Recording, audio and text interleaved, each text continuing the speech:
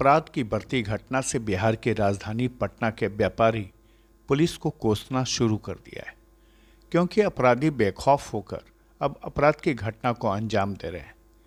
लोग ये समझ भी नहीं पा रहे हैं कि कब, कहां, किसका, कैसे अपराधी जान ले ये कहा नहीं जा सकता। हालत यह है कि दिन दहाड़े लूट छिनतई की घटना पर पुलिस लगाम लगा भी नहीं पाई थी कि अचानक पटना में अब हत्याओं को अंजाम दिया जाने लगा है। पटना सिटी के शीशा व्यापारी राजू जायसवाल को 4 की संख्या में आए अपराधियों ने उनके दुकान के ऑफिस में घुसकर हमला कर दिया। अपराधियों ने पहले धारदार हथियार से उन पर जानलेवा अटैक किया, फिर उनको गोली मार दी। व्यापारी राजू जायसवाल की मौके पर ही मौत हो गई। हत्या की घटना को अंजाम देने के बाद अपराधी आराम से भाग निकले।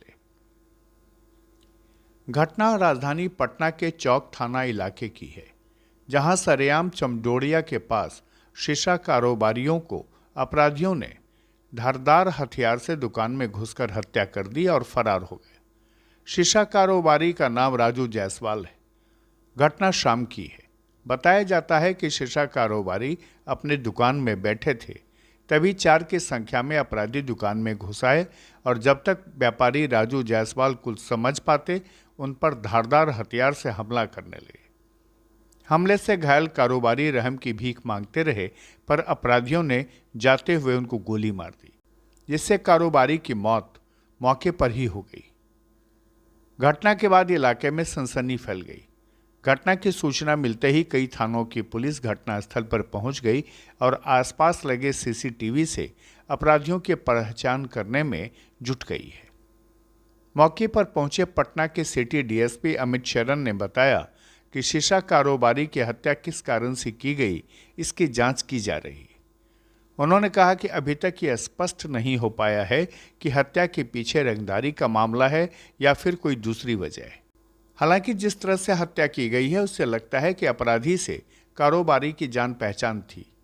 उन्होंने कहा कि परिजन भी इस घटना के बाद सदमे में हैं और वो कुछ बता नहीं पा रहे हैं। हमको फोन आया घर से, हम तुरंत यहाँ हाजिर हो गए। क्या हुआ है? हाँ तो देखा कि पड़ा हुआ है। क्या नाम है? राजू जायसवाल। क्या जी के कारोबारी? शीशा का। क्या पता चल रहा है कि किसी से दुश्मनी थी पहले? नहीं, हमको नहीं जानकारी है सर। हम दूसरे घर पर रहते हैं, वो दूसरे घर पर रहता है, वो आगे रहता है, हम इधर रहते हैं। हमको कोई जानकारी नहीं। इनके परिवार में और कौन कौन लोग हैं? अपना पति पत्नी है, बच्ची है। कितने? एक बच्ची है। देखिए, एक राजू जायसवाल हैं, चमदोड़िया में इनका शीशे का कारोबार है। इनका कार्यालय में इनके साथ बुरी तरह से मारपीट करके इनकी हत्या कर दी गई है। तो अभी किसके द्वारा हत्या की गई है ये हम लोगों को पता नहीं चल पाया है, और हम लोग लगातार इसको ये कर रहे हैं, पता करने की कोशिश कर रहे हैं कि किसके द्वारा हत्या की गई। कब की घटना है और हत्या का क्या तरीका है?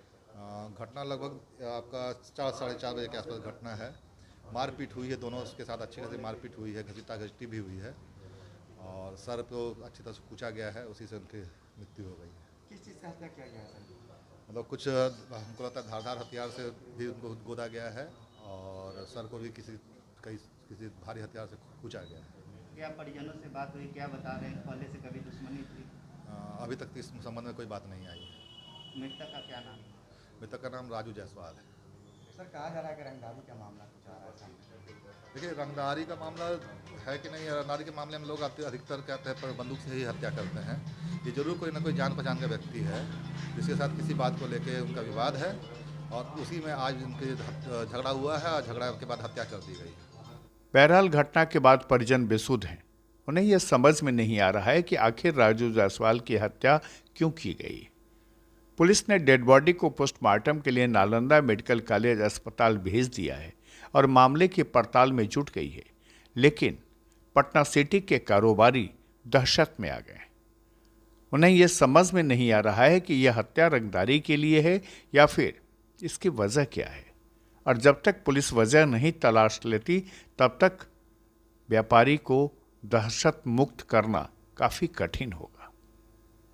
खुलासा के लिए पटना सिटी से अरुण कुमार की ये खास रिपोर्ट।